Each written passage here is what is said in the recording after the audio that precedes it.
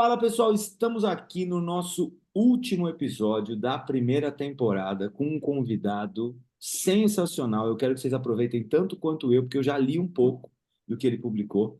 E nós vamos fazer esse podcast em inglês, apesar do nosso do convidado falar inglês, francês e espanhol como os nossos hosts.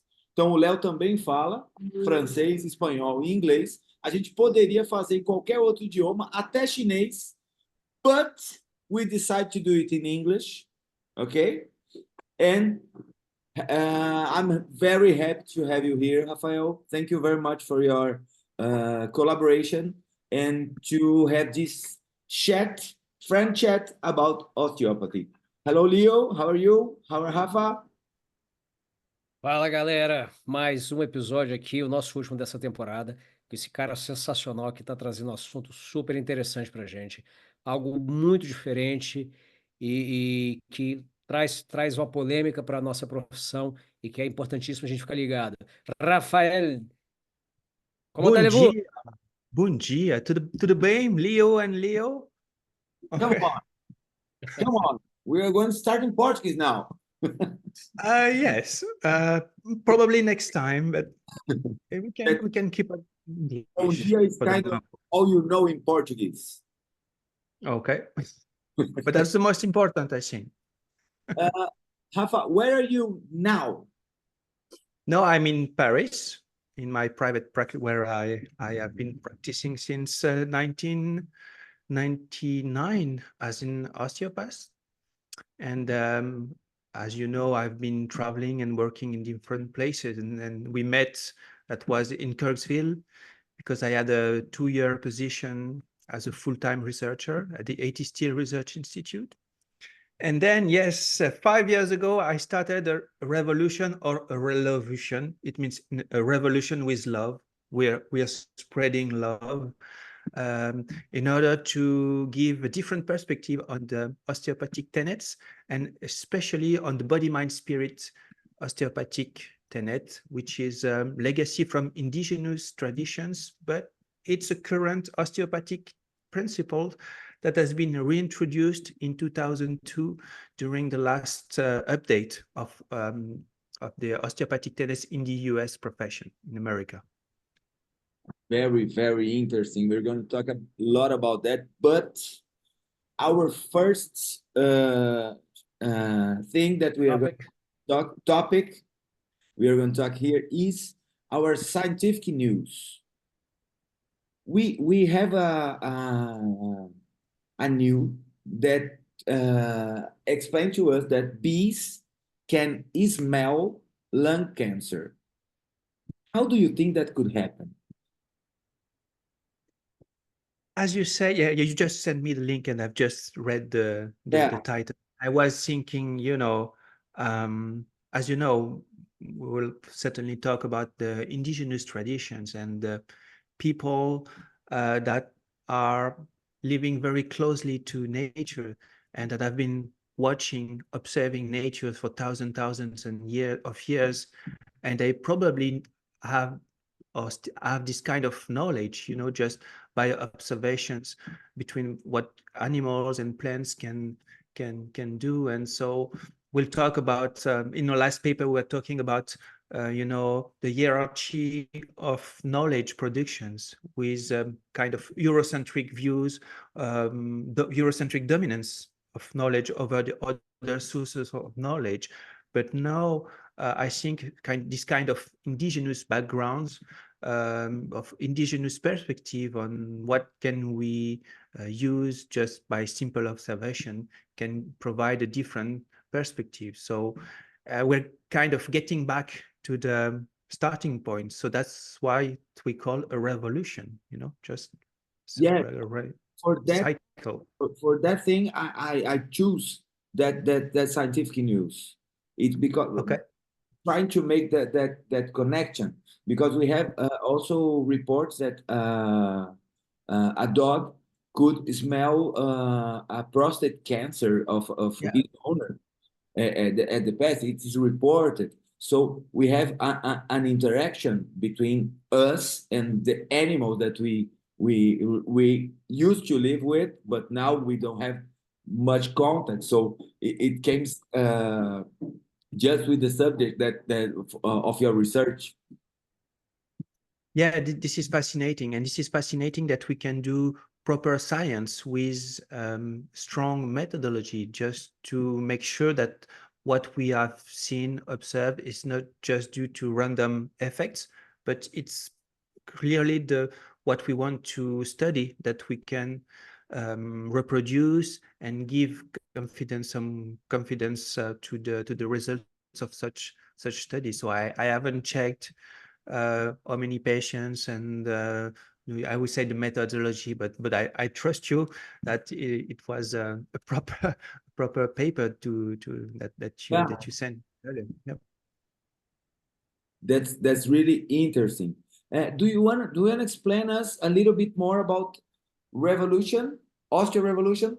How do you explain that? How do you start with this thought? How it works? So as I said, well, during the past 5 years with BMS Formation, we've published, I think that's 9 or 10 papers in peer-reviewed journals.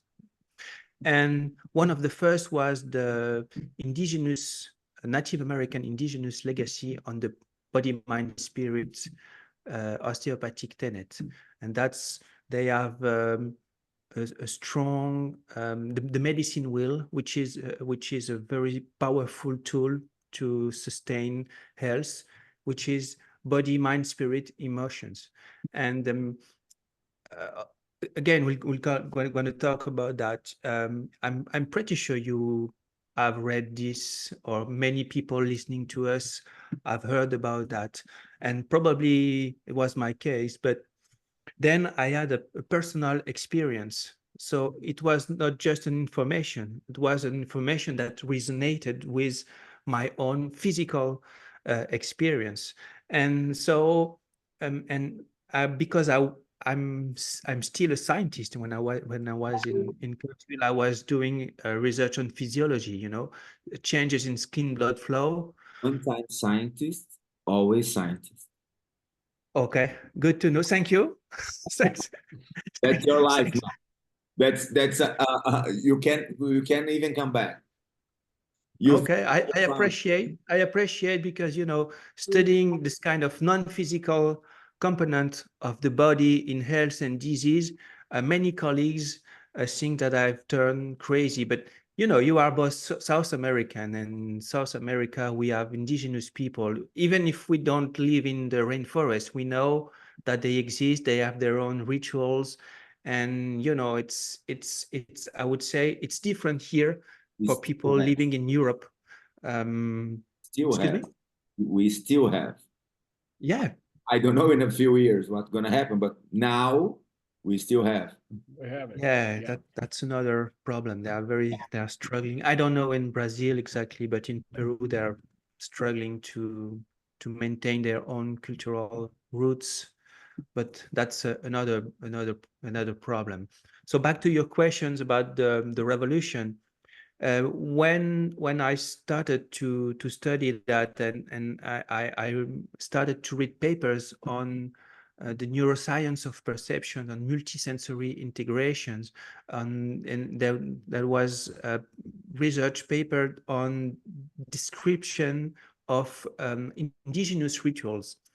And me, as a patient, in various ceremonies, the guy came and made light touch over me, but I said, okay, I'm a patient, okay, but I've seen that in another context, and when Jason Exton, the director of the Museum of Osteopathic Medicine in Kirksville, gave us some important document that prove that Etisil had a link. He lived among the Shawnees during 1 year.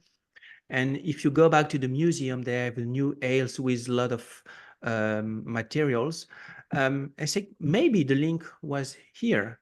And again, as a scientist, I'm a scientist, and we are in 2024, you know. So what happened or did not happen 150 years ago in the Missouri, that's not my concern. You know, I'm not an historian, and I'm not an anthropologist. I'm just a clinician, and I'm just trying to understand this kind of strange treatments that we can observe from many colleagues in the profession. When I say strange, I said techniques that are not backed by proper science, such as cranial osteopathy, visceral osteopathy. I don't know in Brazil, but even in France, they are getting crazy because we can't provide a proper models of practice. But if we can use that was our work, you know, just using neuroscientific models used to describe what's happening in meditative states. And indigenous people have been used meditative states for healing for years. And I want to make things absolutely clear. You know, I'm still an osteopath. I'm registered with the General Osteopathic Council in the UK. So it means that I need to apply evidence-based treatment. But where did you study osteopathy? Great questions. I studied, it was British campus in Paris. So I graduated from the BCNO. No, it's the BCom in London.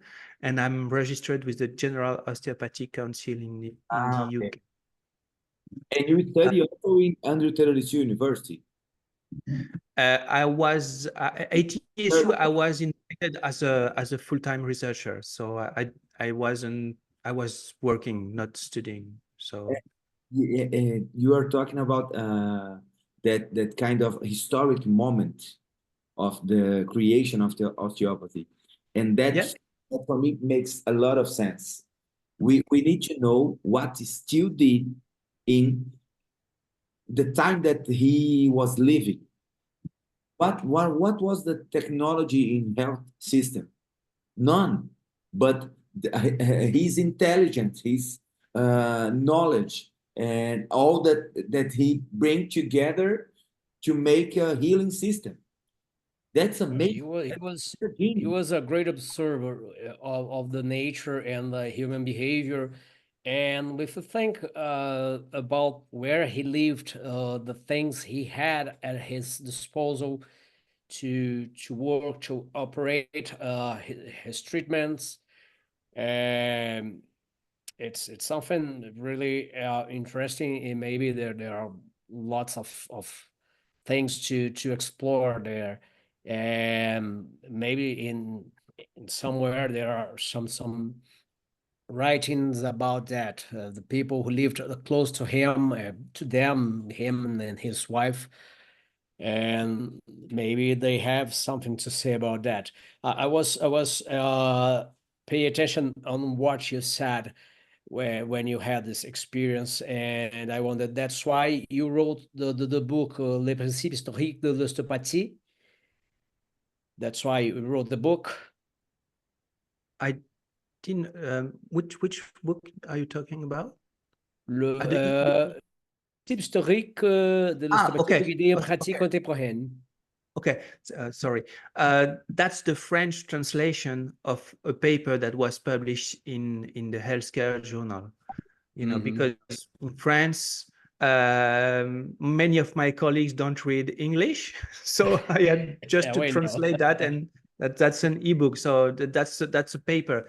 That's a paper we've published with Dr. David Dupuy, a French anthropologist who did his PhD thesis on ayahuasca in Peru. And so when we discussed, so again, he's a scientist. He's observing things, and he's just describing, I would say, what he saw and respecting the tradition and just translating them into something that we are European or living in the Western world and in cities we can understand. He was kind of crazy like us. That's it. Can imagine. That's it. Imagine a man who was about 47 years old, trying to heal the people around, not charging for it, doing it for. It's kind of crazy. I'm pretty sure most of the people in Kyrgyzstan thought that's the crazy one. I'm pretty sure that's the crazy one. But now we are 150 years after all that works, and it makes sense. That's the genius part. It Yeah. makes sense. And the thing about light touch, is we have science, but it started the first publication. It's 2017. It means that it's very recent. So we are a generation of practitioners with new evidence available to support, or at least to propose different models of practice with better science, instead of keeping old models and just making sure that we remain in the pseudoscience part. So this is the revolution. We are not creating something new. We are just explaining with modern science what has been done over years and years, and what has been the reputation of the osteopathic profession, and the success about among the public, One thing I said my last class was when I learned cranial osteopathy, for example, I learned all that moves. This sphenoid bone moves like this, about 1 degree or 1 micra, 30 micra, something like that. And nowadays we see the science explain us the cranial osteopathy works much more about the vascular effect than the biomechanical effect. So the effect that we trying to find in our studies, was based in the biomedical model, and we are not going to find our explanations in the biomedical model. We have a person-centered model, different that biopsychosocial. It's more than that. So I have a page that is called Still Sincero, and we have a meme that is biopsychosocial, that is still looking biopsychosocial. Okay, I started in 1874. That's it. That's it. Yeah. When And you read the what Steele said, you see that biopsychosocial model about food, what you water, and that's the model we were trying to explain in biomedical model. That's not gonna work. yeah, and I don't know if I was the last author of another paper that was published earlier this year about the influence of the Flexner report on the revision of the A.T. Steele autobiography. So the reason why osteopaths focused on the biomedical model it's because of the Flexner report, who decided there was a choice to say that the real medicine, true science, will be something that we can measure, the biological component of disease. And so obviously, when we're talking about cranial osteopathy, so if we pretend that bones, we can have an impact on bones, so we have to prove that bones are moving. So because of the whole medicine at that period of time was focused on the disease components, now I would say 100 years Not later, we focus more on. not the Excuse me? not the person with the disease model. That's Yeah, different.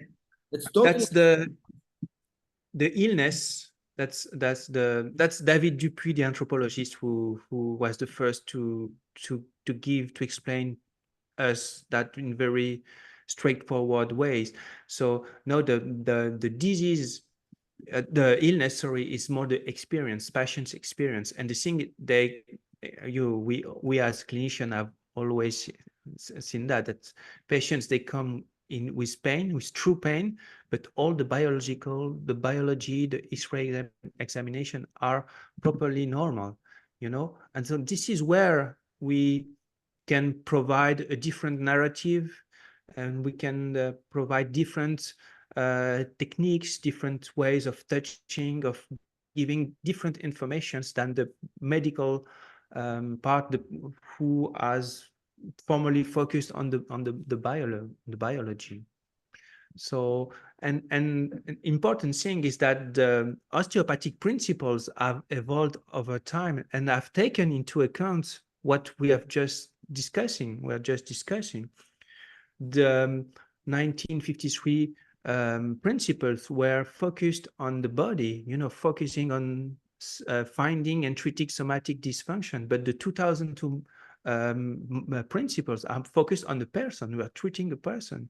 So currently we have few research available, and the research available is more based on the previous principles, trying to find, a linear a cause effect with the somatic dysfunction, implying this type of illness. And now we are trying to find different models to evaluate osteopathic manipulative treatments that will take into account the patient's experience from, for example, patients' reported outcome measurement. So there's a lot of new informations, and probably we have missed many information in the previous research because we were just focused on the biology and focused on the somatic dysfunction, which is great, and which was great, I would say, 30 years ago. But no, it's not enough. And now we have physiotherapists, we have chiropractors doing this type of similar work. So if we want to keep alive the osteopathic principles, how can we, what are we doing similarly or differently from other manual therapists? So that's our osteopathic principles, how we can put them into actions during patient care. I just heard now, keep it pure. Yeah. Keep it. I was thinking about what you said and what I've read, and of course the Flexner report was very important in the beginning of the 20th century to organize, let's say this way, the teaching of medical sciences, because at that time there were so many lines of teaching medicine and health science in general, that they had to organize it to direct to what we see now as science, because they used the German model of teaching and to work on basic science and direct the people to concentrate on basic science, to understand the principles of life and the way that the body works, the cells works and organize themselves. And it was great. It was great. And we have to see the fact that Steele was still there, and he thought differently, but he was just one person in a changing world where people started to have the need to organize the society and the teaching and the economy in a way that we could thrive better in the world. So he was just one man that revolutionized the science, the medical science, but he was alone, let's say that. And we see the time passes, and in the late 70s, we have the beginning of this biopsychosocial model. It was said, it was I believe, I forgot the name of the doctor, but it was maybe in 79, and he was proposing we start seeing people, you know, biopsychosocial way, and work with that. And as you said, we were concerned about the explaining how the diseases happen, how the body is dysfunctional, and how through anatomy and physiology we can work on bodies. And then in 2002, we go to the World Health Organization, and there's a paper saying different, that we have to go back and and go back to be body, mind, and spirit to work properly in our profession. And my question is, what do you think changed from the beginning of the 20th century, and what happened in the late 70s that changed the minds of the osteopaths, so we could go back to body, mind, spirit in 2002? And why do you think it took so long for us to go back to body, mind, and spirit? That's a great question, and I'm afraid I won't be able to reply, because I still don't understand why they have put the body, mind, spirit osteopathic tenet back without any definition, without any clear explanation of what professional skills we can relate to this tenet or not. So I don't know if it's just for political information, or educational information, or clinical information. So this is why we've published a paper on a roadmap to evaluate the relevance of this body, mind, spirit tenet in clinical care, in contemporary clinical care. Because, as Leo said, scientist one day, scientist forever.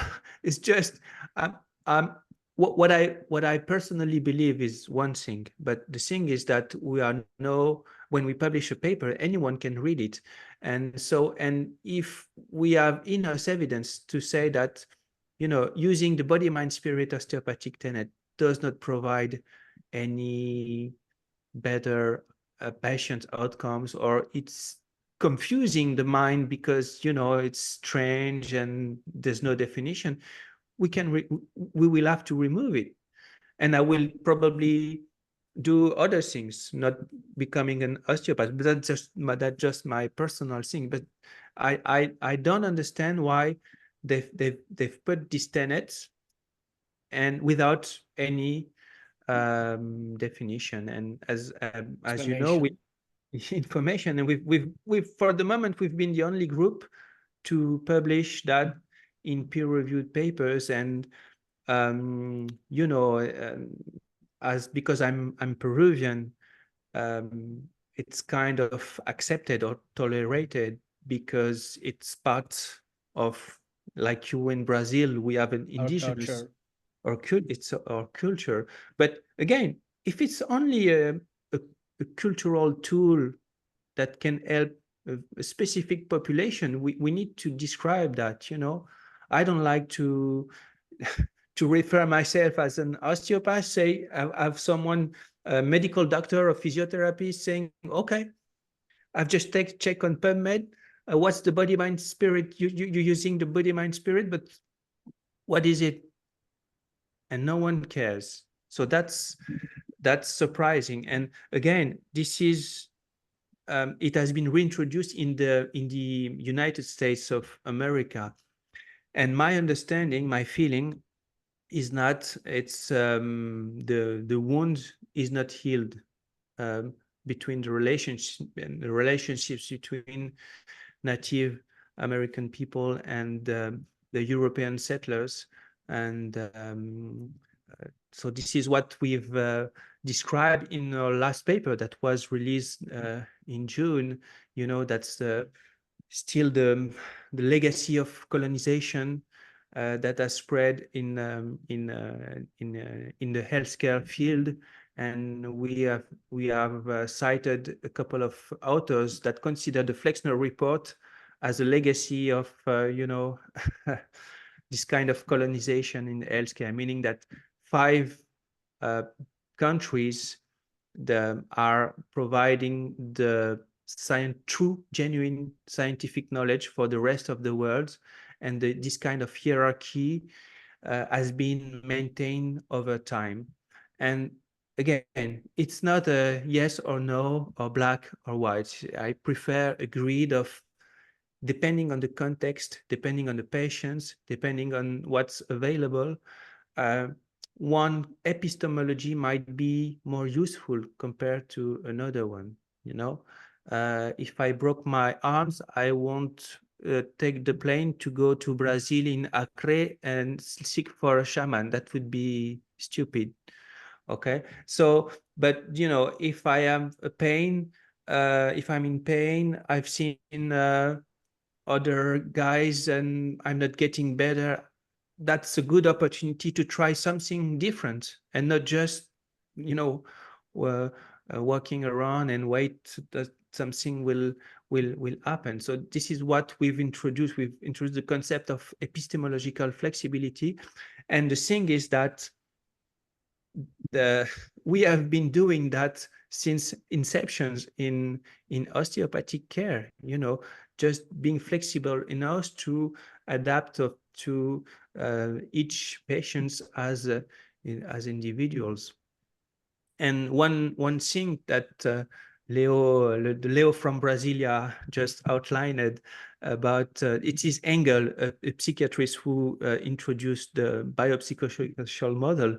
But the guy who introduced the biopsychosocial model into the musculoskeletal care field is Gordon Waddell.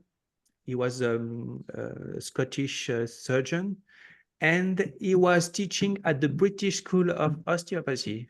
So, and in an interview, he has been asked one question about that, and he didn't want to reply. So maybe he had some coffee with colleagues and he heard about osteopaths saying, oh, I have patient with low back pain. I've checked this one and I've asked if he was doing well in his life and everything. And the other guys with the same symptoms, totally different treatment.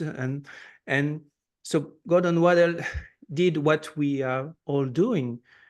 He's looking in the scientific literature what's available to describe, not just focusing on the biology, but the psychosocial environment. And he probably found this guy Engel. So the thing is that person-centered care, biopsychosocial approach, intercultural healthcare is probably something that we have done since the inception as osteopaths, but we did not publish first in the scientific literature. So it does not belong. So for the moment, in some part of the world, we only have pseudoscience, and everything that was great, that was very helpful, has been kept from other professions, which is great. I prefer to have physiotherapists using, person-centered care and biopsychosocial approach, but we could have been much more supportive on what with the legacy we had as professionals. And this is why we are very strong in publishing on this body, mind, spirit tenet, because even if the osteopaths don't do that for the moment, they do not pay attention, it's published. And so I don't know if the profession will take care of that in next month or in 10 years or in 20 years, but at least this is not another professions that will say, oh, that's interesting, this body, mind, spirit. Let's dive deep this, and because it might be helpful for specific populations. Great. Very, very interesting. I want you talk to us about the experience in Peru. How was that? That time that you be in Peru and saw all that Indian medicine working, and the parallel that you make in the paper with the osteopathy, the light touch, the visceral techniques. It was amazing. How do you work on that? How did it came in your head and make the fusion? It didn't came to my head. It was a physical experience, and that's the big difference. That's a big difference. You know, as a scientist, you know, I want to, my mind is trained to try to control everything, capture everything, understand everything, and then during ceremonies, um, everything, you have a totally different references. So I probably um, want to refer to David Dupuy, the anthropologist papers that were published in Frontiers in Neuroscience, where he explains what I've experienced in I would say in something that can be not that scary for people. I mean, um, yeah, it's you basically what indigenous people have done over time is just to put a high physiological stress. You know, you are kept away from your usual environment. Okay, usually ceremonies are taking place at night. You are not eating a lot, you know, if not diet. So no sugar, no animals, no sex, no nothing during 10 days before. So, you know, you're physically very tired. And then you have a certain kind of plants, sacred, they call sacred plants. Some are um, hallucinogenic, others not. But they bring you into a different physiological, you know, perceptions. And what David has very clearly defined is that basically you are in a state of hyper suggestibility. You know, usually you don't go into these places just for fun, you know, just to get an experience. Just it's not a bachelor party with your good friends. So basically, it's when it's very complicated in your life, you know. Just I went through an amicable divorce. Then my kids moved away from 600 kilometers, and my mother died in just 1 month. Okay, so basically, you you that's the kind of events that can happen to a lot of people. But as a Peruvian, I knew that I will find a better support with these indigenous compared to just taking pills and discussing to psychiatrists and everything. So basically, what they do is they, when you are in this kind of hypersuggestibility states, the healer, the shaman, they came and they kind of reframe or give a different perspective, give another narrative to what you are enduring, and you're feeling better. Okay, and something very important that David said is that, you know, the in Peru, the the people believe that the shamans are heal them, or it's thanks to the plants, sacred plants. But if you go to India and people, they are 100% sure that it's the Vipassana retreat or the yoga posture that have healed them. And if you go in the Catholic Church for a silent retreat for 2 weeks, they will believe that's the prayers that have healed them. So what they are trying to describe is there's all this kind of procedure. They have similar way of extracting you from your usual environment, just time to reflect on what you're going through, and a healer or someone who is reframing what your story, your personal story. And sometimes they use the hands, and they use the hands is just the laying on hands, very light touch. That was my case. So again, if you go back to what we've discussed earlier on the Flexner report and the body centered versus the person centered, before that we're just focused on what is going on when someone is putting a light touch over the skull or over the viscera.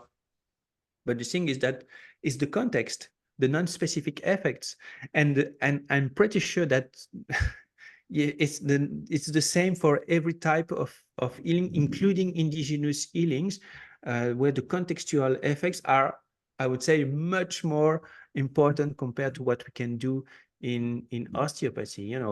You're listening to you guys, they have their colors, they have their feather, they have their sacred tools, and it's at night, you have 10-20 persons, kind of scary what's going to happen. So and then someone is coming is really taking care of you. So again, there's nothing new. But if we think that 80 still might have this kind of experience, so he probably I've seen that the body is more than just bones and joints and muscles. The body can have kind of emotions, can have a link to the nature, to nature, to the environment. This is what we've published in our last papers, the indigenous body representation, and not just the Western body representation.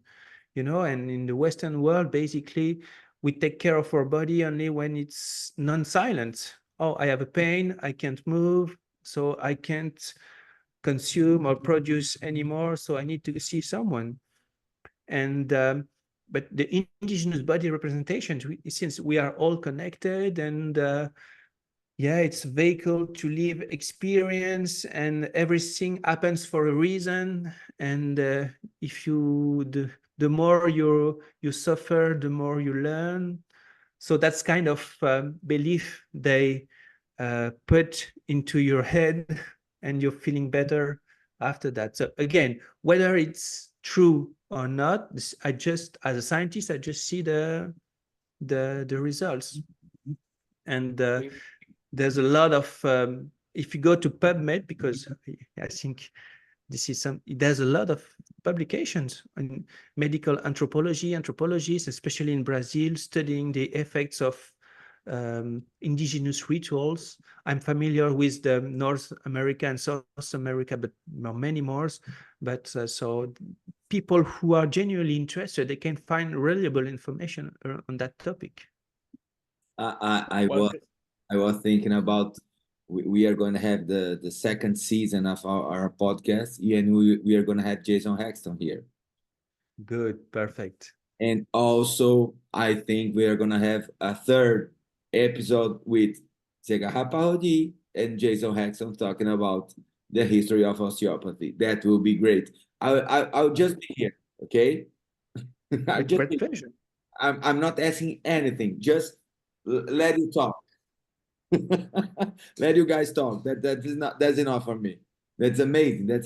That's all makes sense about what we have in modern healing system.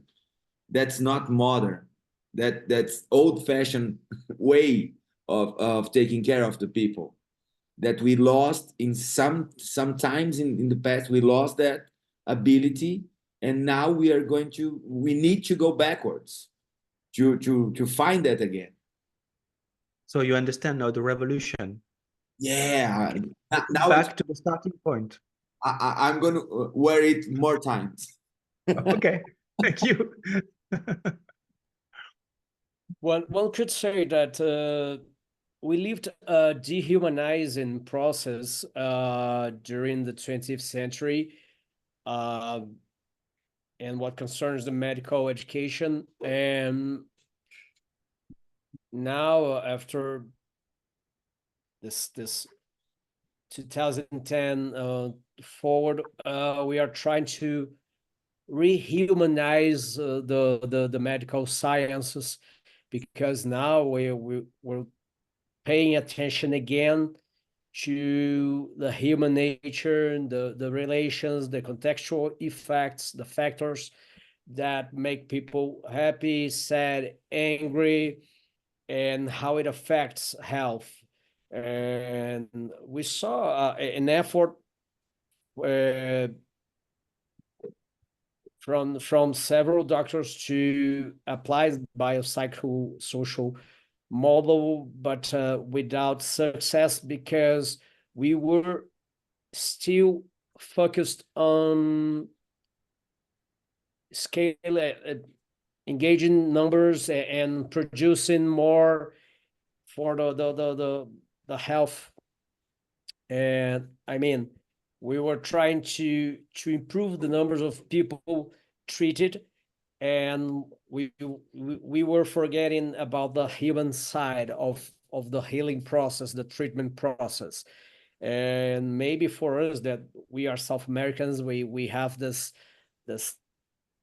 religion, this variety of religion here. It's something very, very natural. We grow up with this, and we are used to see several manifestations of religion, of beliefs, and that's not new for us. But we were taught to dehumanize the things, to look with a cynic eye to health and disease, and to clear this area from the human part, to be able to treat, to think in a Cartesian way, and try to find a solution. So we can say that we are trying to rehumanize the medicine, the treatments. And as you said, as osteopaths, we have this thing that's innate of the profession, to be connected to the human side, because still was a great human being. And you're saying that your revolution, the thing you are trying to show us, is that we need to go back to be humans treating humans, to be compassionate with each other. Is that it? Yeah, that's a great comment. And maybe I should, if you don't mind, I would like to add something, because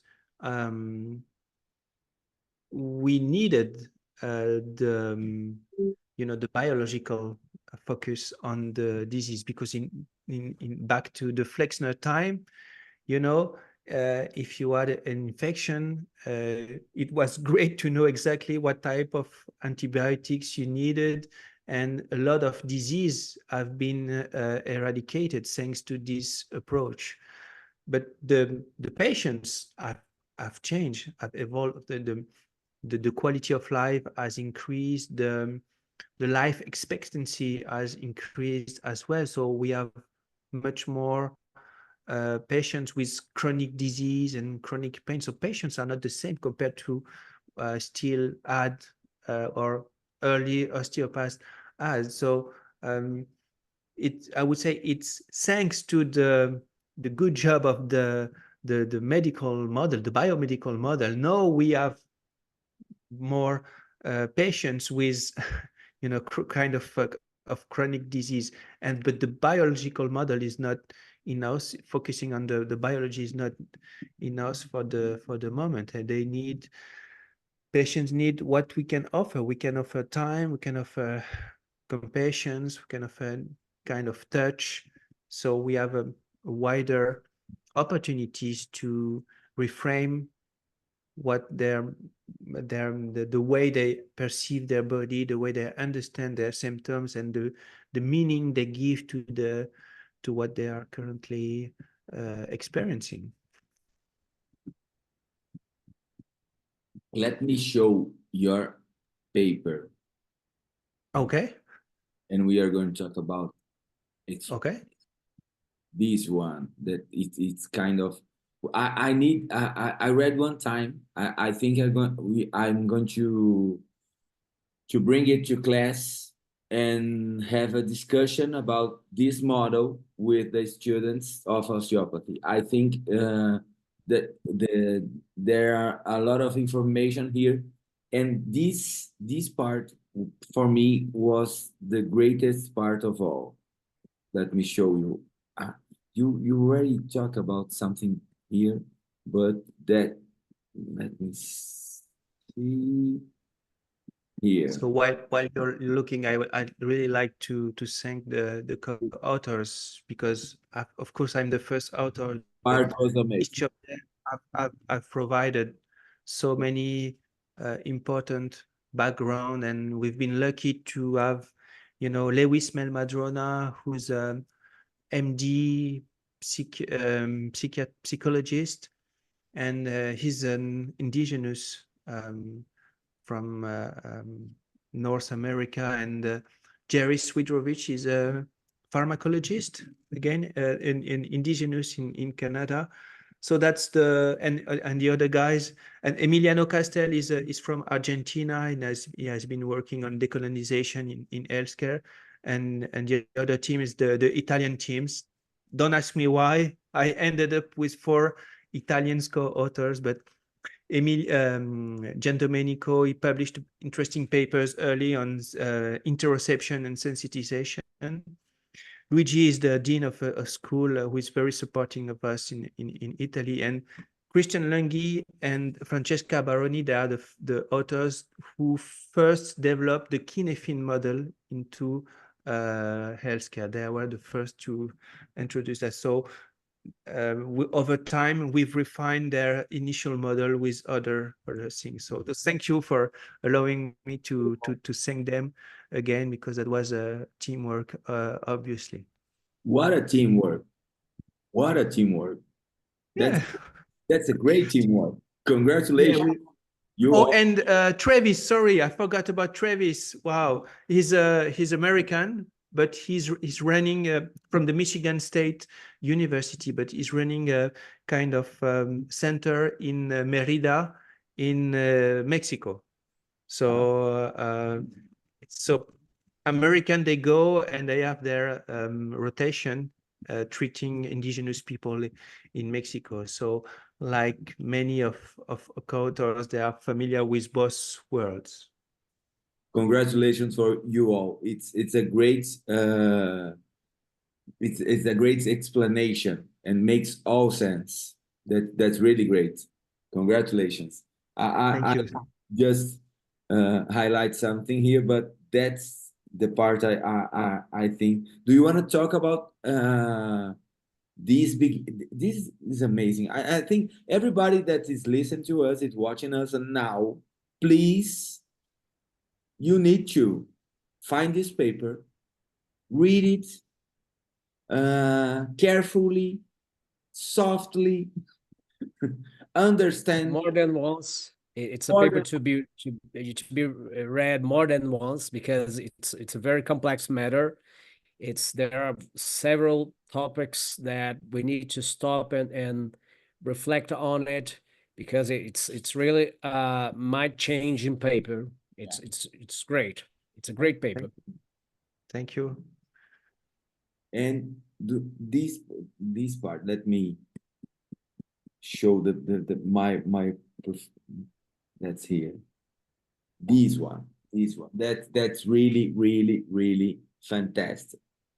I saw this table, and I thought that's it. That's it. The visceral techniques works. Period. How? For the light touch, for the soft tissue treatment, for the lift that you promote to the viscera. That's really amazing. That's the same thing that I just said about the cranium. We think that we can move the temporal bone 30 degrees. No. The light touch in this region could do a lot of things lot of more things that you think. That's really fantastic. How do you how does this table came? You know, I'm like a magician. I don't want to share my tricks in Okay, public. okay. The truth is, Christian did this, drafted this table, but you know, it's only people familiar with buzzword that can provide this type Yeah. of table, and maybe something that is that it's not just light touch. It's light touch with mental visualization of the anatomy. Okay, so basically this is what we are doing when we are palpating this type of patients. Obviously, the healers, when they touch the body, they don't have like us just bones, muscle. They more feeling like energies, or I don't know. And again, we're talking here about similarities on the technical parts, but the way they perceive their body is is different. No, that's really interesting. Do you have any part that you want to talk about specifically? Which part do you prefer? You All. know, I'm a clinician, so I would say that's the final part about the Kinefin framework. And because, you know, talking about history is good, about anthropology is good, but at the end of the day is, well, a patient is coming. Patients, they don't care about what happened in Missouri, what happened in with Sutherland or anything. They want to get better. And the thing is that what we've introduced is this flexibility, and it's not just the technique. It's just, if we talk about person-centered care, depending on the patient's expectations and the indigenous, the sociocultural influences on the way they perceive, they understand their body, some kind of techniques will make sense and others not. So I don't think you have the figures here, or Which The other one has the figures. or the graphical abstract probably Yeah, where it's is on it? the other one. on the graphical abstract is, Other. you know, it's the Western eye and the indigenous eye, and Where is it? I don't know. you don't have it. It's the other one, Leo. Let me see. The other archive? Yeah. I'll send you. Let me see. This one, probably. I don't know. Where is it? This table you're showing, it's on this paper you just posted, and the figures he's talking about, it's on the other paper. I just sent to our group in WhatsApp. Let me see. Ah, that's another one. Okay. Yeah. Let me. He's talking about the Knafin figures, right, Rafael? Yeah. The Knafin figures. They're great. They're great. Let me just open it here. The Kinefin framework, the first osteopaths who introduced this into the Page 13, Leo. 13. Yep. Okay. 13. It was This one. Professor okay, probably 13. Página 13, aí. This one or the other one? This one? the graphical abstract might be easier, but some pages down. There's another one. There. 18. Okay. This one? This? But anyway, we can talk about this. It's okay. The thing is that I wanted to pay a tribute to Professor Stephen Tyman, who passed away a couple of years ago, and he was a he had a PhD in philosophy, and he was a professor at the British School of Osteopathy. And the truth is, I it was very difficult for me to understand his lectures, and I think probably my best uh, attention, it lasted about 2 minutes or 3 minutes, because he was talking about things that were not available for me at this period of time. But now um, um, he introduced the Kinefin framework. So it's a tool to guide um, to guide clinical decision making, to help clinicians in deciding what would be the most appropriate for each patient individually. So it's not like say, oh, this patient has this, and so I need to do this technique. So basically, we have for parts of these Kinefin frameworks, and some will make more sense for patients compared to others. So we have and we are using two important medical concepts that are evidence-based medicine and person-centered care. And when we talk about person-centered care, we're talking about what are the sociocultural assumptions of patients regarding their body. So basically, on the right part, in simple and complicated model, I would say it's more a Western vision, focused on the musculoskeletal functions. And the truth is, when patients came with such formal request, the work I do is quite similar to what a physiotherapist can do, or a chiropractor can do. So because, I'm using the clinical guidelines, I'm using the best available evidence. And if patients want to have less pain, and they have less pain, that's all for them. I'm okay. But on the left part of the Kinefin frameworks, when we talk about complex and chaotic um, frameworks, it's more indigenous perceptions of the body. They are more focused on prevention, and it's not just manual treatments. They're usually this type, they pay much more at this type of patients. They pay much more attention to what they are eating, the quality of the relationship, personal and professional relationship, and they exercise more there. So basically, the link between cause and effect is not that evidence when we want to perform a technique. And using this Kinefin framework, especially with interoceptive light touch, might be easier to describe what we've been taught all. I think when someone just putting the hand over the skull and asking the patient, "Oh, you had an ankle sprain 2 years ago," and the patient say, "Oh, why did you do that?"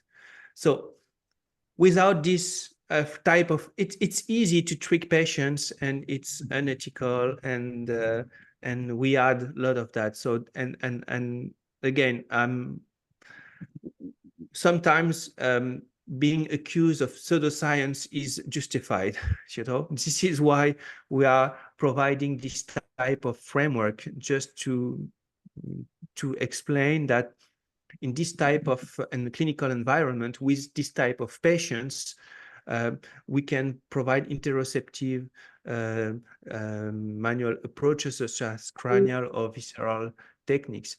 And of course, if patients come with shoulder pain, and if he asks for pain relief, and you don't do any basic clinical examination or mobility, range of motion, and specific tests, that will, and you just go straight to the cranial and explain to him that because he had a whiplash, it's not appropriate, because it's not person-centered, it's practitioner-centered.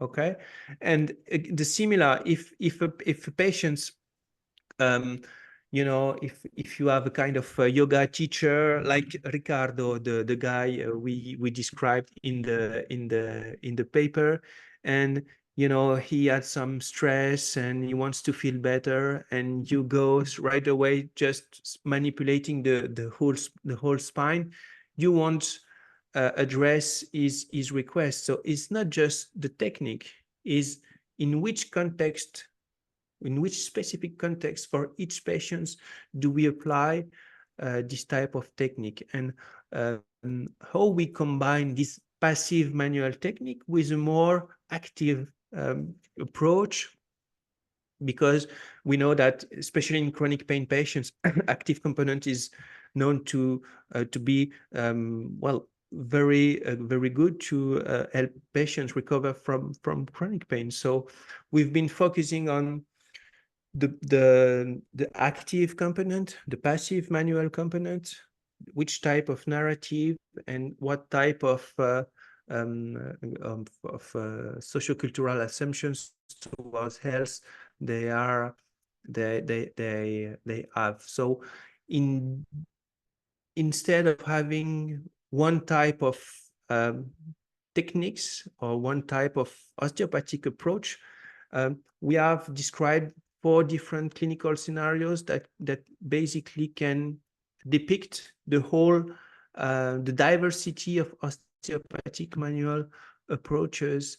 And what I really liked, and this is why I contacted Christian and Francesca, is that instead of having practitioners saying that the true osteopathy is that, and so assuming the other part is wrong, Leo said keep it pure, but any osteopath can say I am the king of purity or anything. So here with this Kinefin framework, you don't have a superiority of one approach compared to another. You have to the possibility to find the best approach for your specific patients.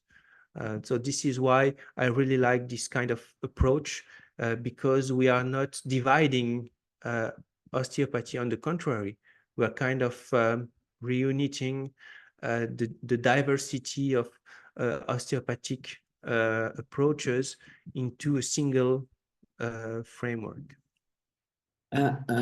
Rafael, how many times do you work as an osteopath? I'm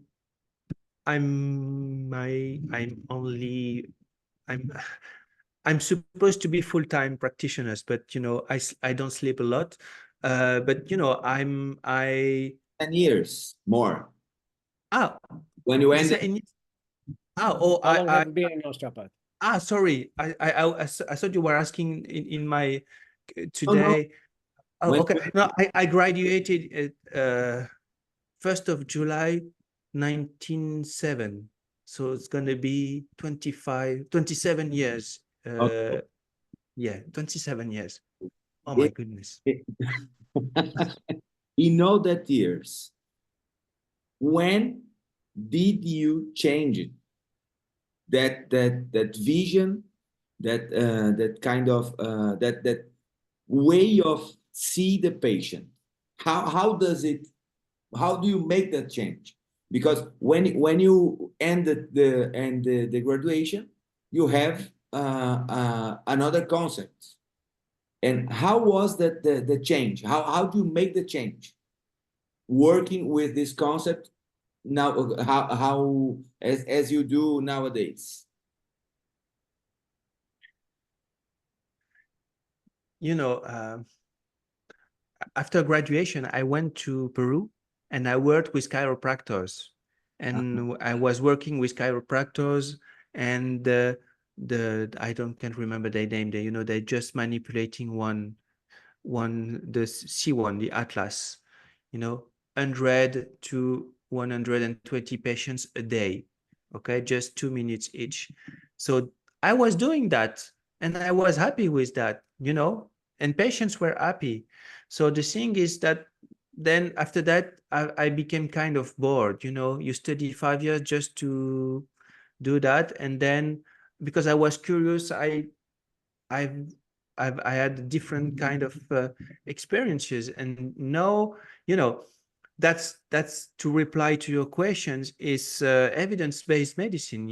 Instead of you have better results if you don't focus on the technical part, if you focus on the psychosocial part. So it's not just applying evidence-based medicine, it's just common sense to use the experience of other to make sure that our patients are getting better and in a quicker way. So and the what I've seen in Kirksville, that was probably a huge shift, because as I said, in my mind, in the way I perceive, because again, like I said earlier, uh, when you read papers and you don't relate that to the personal experience, well, yeah, it's just an information among others. But when I was in Kirksville, I spent 2 years working on skin blood flow changes, and just to check if the early studies of Irving Core with modern tools, modern science methods and statistic was the same. And we discovered that uh, if we apply the real technique, or if we do the light touch, the body will react, the physiological response will be exactly the same. And then we had the LC Osteo study that was published in the JAMA, that was 3 years ago, and I was the coordinator of the osteopathic team. That was 400 patients with chronic low back pain. That was 400,000 euros. So that was a huge study, and it was the same. What we osteopaths call the real technique, and what we osteopaths call the placebo technique, the light touch, patients, they can't make the difference. So we found a statistical difference, but it was not clinically relevant. So I said, well, as soon as I touch my patients, those that will improve will improve. Those that will not improve will not improve. But the most important is the way they interpret my touch, the way they will interpret the narrative. And this is when I really started to focus more on the biopsychosocial aspects.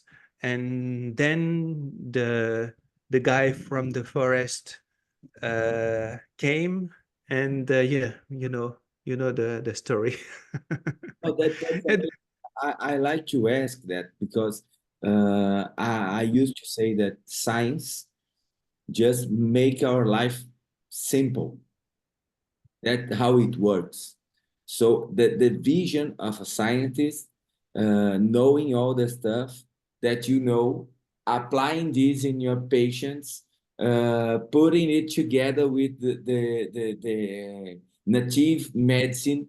How does it came all together when you see a person just in front of you saying, "Hello, Rafael, I have a neck pain." That's just blow your mind. How do I work with that? yeah, but one thing that's a great question. And you know I'm scientist, but I the question I've added is, what do you expect from this session today? And this is just, and then based on the answer, yeah, I know that I have to focus more on the musculoskeletal part, because this makes sense for this patient. And if he feels pain on a joint, and if I don't touch this joint, he will think that I'm not doing that I've not been listening to this these people. And if I get a different approach, I just want to have another opinion, and just to feel more relaxed, feel more comfortable. So and I know that if I apply the same techniques that he recently had with a physiotherapist and with not a good outcome, so I will do things differently. So again, I'm just kind of lazy people, or I'm just asking, what do you want? And at the end of the session, are you okay? Uh, do, That's do it. do you want something more? Just again, it's patient focused and person centered. Yeah. Are you happy with what it's kind of establishing a contract? That's the definition of a therapeutic alliance. What do you expect from me today? And what would be a good session for you? How would you describe a good session for you? And that's kind of easier for me than to start totally different questions or narratives. And That really, I really think is fantastic. Do you have any other part that you want to explain to us? I always said that this podcast is for me and for Leo more than anyone else. We are So privileged. we have the privilege that have you here and ask everything that you want. We want to know and that's amazing. That's amazing. I'd yeah, like to ask you something, Rafael. yeah, for sure. Um, try to explain us what is the decolonization. Okay, so this is why I decided, and you kindly accepted to have this talk in English, because we need to be very careful on the word we're gonna choose. I am French and I am Peruvian, so I have both sides in me. Okay, so probably part of me has been part of the colonization process, and another part of me have been in the indigenous part process. And this is why in this paper I wanted to have both sides, because the way we want to tackle to handle this important problem is not just it's not to blame anyone or any group for what their parents or grandparents or grandparents did or did not have done. We just want to raise awareness on unconscious violence, unconscious bias, or unconscious ways of putting a hierarchy of knowledge production. Decolonization in healthcare is just understanding that there are different ways of producing knowledge.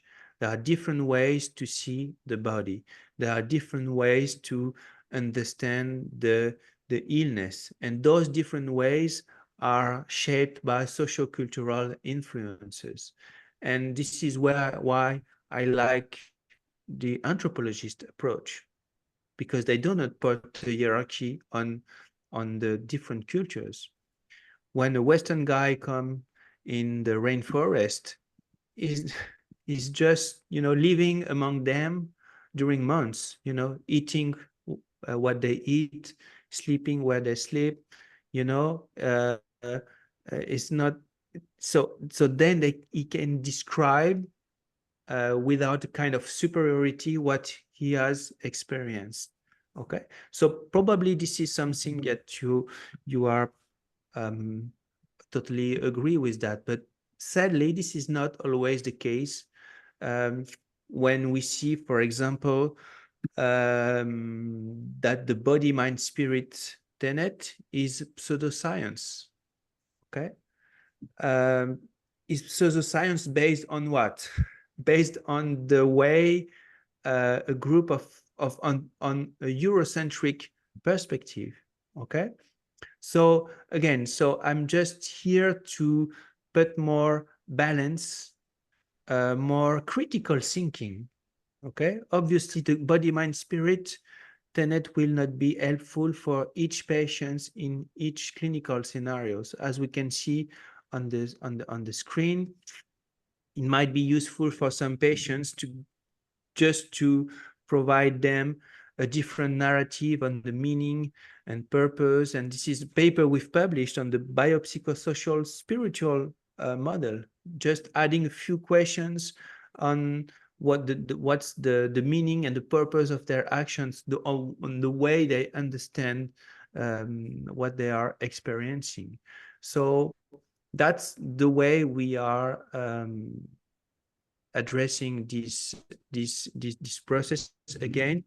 And the way, if we go back to the title of this paper, we are reintegrating something. So we are not saying that something is better than another. We are just reintegrating something that has been missed over time. And we are reintegrating this missing part with modern current science. Okay, so I'm not. It might be strange to understand because I said that we are leading a revolution, but I'm very careful on what we're doing. What we are putting here is because we have science that can support this approach. Okay, so we are not blaming anyone. We are just reintegrating something that might be useful for some patients in some clinical scenarios. Is that what? Does that answer your question, Leo from Brasilia? Yeah. I understood. I asked because the word goes on and on the article, and for those who will have the pleasure of reading, it's important to highlight what is decolonization. It's not that thing about the oppressor and the oppressed. It's just looking at things in another way. It's applying the epistemological flexibility when seeing people. It's to retrieve what was we were taught that is considered the person in front of you as a body, mind, and spirit unit. And you have to understand, as said David Putter, our first guest here, he said that the people who sat in front of you, he's not coping, he's in distress, he's suffering, and he needs more than you explain it him that the bone, the joint is dysfunctional, the muscles hypertonic. He needs attention. He needs to be taken care. He needs to be approached as a human in distress. And we have to be empathetic, and we have to be compassionate about him and about what he's going through. And that is for us a biopsychosocial approach. I don't know if you agree with me, but I thought it was necessary for us to you explain us, because you are one of the authors, and it was necessary so you could say what you meant about decolonization and about revolution. In fact, you are trying to recover, to retrieve our nature as health professionals. That's a great comment again. And because this paper is in open access in healthcare, you can also download the revision process. And one reviewer asked us to replace decolonization with multicultural. He said decolonization is kind of tricky, and I know exactly, but my co-authors Jerry Swidrovich. I met him at the webinar and was decolonization in healthcare. So I can ask him. So we've explained, you know, multicultural, everybody agrees on multicultural. We know that we have different culture, different people. Decolonization is that a group of people is putting a hierarchy between the different culture. So it's just, we want to, again, like we've just discussed, we need to be careful when we are judging or saying that something is pseudoscience. Is it where does this judgment comes from? And make sure that we are not hurting the feelings of other people, because when you say that holism, for example, is pseudoscience, it's just the way that hundreds and hundreds and thousands of people are living. So and it started with the European colonization in America. So thank you for asking this question, because it's very important again that yeah, we just want to raise awareness on existing problem, and at least to make sure that people does not repeat this cycle of exclusion with conscience. And we thank you very much, but we have almost 2 hours of talking here, and we are going to invite you again. Okay, thank you. No problem. I'm pretty sure we have much more to talk, and we are going to do another episode with you and David Poulter, with you and Jason Hexon. We need more of your generosity, of your knowledge. That's really amazing talking to you. Really, really, thank you very much. It's fantastic. Okay, thank you. Thank you for the invitation. And we are going to talk about all the work that you still are doing another research now. I hope my wife is not listening, but over the summer we should. Well, I've been invited to as a course or on how to teach cranial osteopathy in an evidence-based environment. I read your paper of cranial osteopathy So, and now it's the next step. And how can we teach that? Because we have hundreds of schools around the world, around of teachers, but not a lot of them are publishing what they are. at Andrews University, where that's the secret for the moment. I've been contacted by a colleague in Europe. Okay. But you know, in the US there are physicians, though. So basically, so they can use different models. That's not a problem. I heard somewhere that 95% of the osteopaths in US don't work with manual therapy. Yeah. So they really don't need that kind of paper at the end, because they work as a physician. So Yeah. So that's another. This. Yeah. That's another and totally different cultural environment. And United States of America, this is the only country in the world with two different medical professions. And it's true that most of the students that are enrolling, they want to become a physician. yeah. So, and becoming a DO, because they will have exactly the same training, same medical training, and apply to the same boards. And it's another way of becoming a physician. And you know, in Kirksville, I have, I think that's 200 hours of osteopathic training. And that's the maximum. So that's We've been there, the three of us, and we had contact with osteopaths in the US. and it's very clear it's completely different. The way they think, the profession, the way they work, because they trained as physicians first, and we see that most of them go to the family physician field or the rehabilitation, neurology, pediatrics, and just a small part goes to an osteopathy residence program. And if I'm not mistaken, there's only one residency program that pays you to study. The other ones they are paid, and that hinders the formation there. And also they're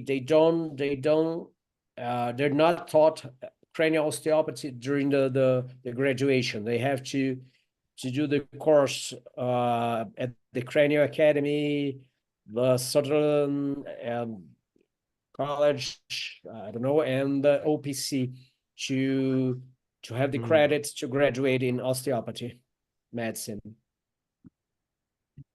But We used to make the invitation live because it's hard to you to say no for the next season, okay? I know it's okay. It's okay. We can plan that in advance. But just to about what's happening in the US and what's happening in Europe, I have more an indigenous way of seeing things like natures. You have different season, you know, and now probably it's the winter because, you know, there's less and less osteopathy. But after the winter comes the spring, and if something new has to arrive, the old has to die. So it's just a process. So osteopathy will survive probably in different ways with different peoples, but I'm confident with that. So I don't see that as a threat or challenges. It's just part of the usual process. For sure. Rafael, I just want to thank you, and you could say your last words in this episode. Okay, What's so your take-home message for us? okay, so we won't have the time to talk about nostalgia because I don't have nostalgia for the exact explanation I just gave you. You know, I never have nostalgia because I'm just happy that something very important happened in my life, and that was part of my process.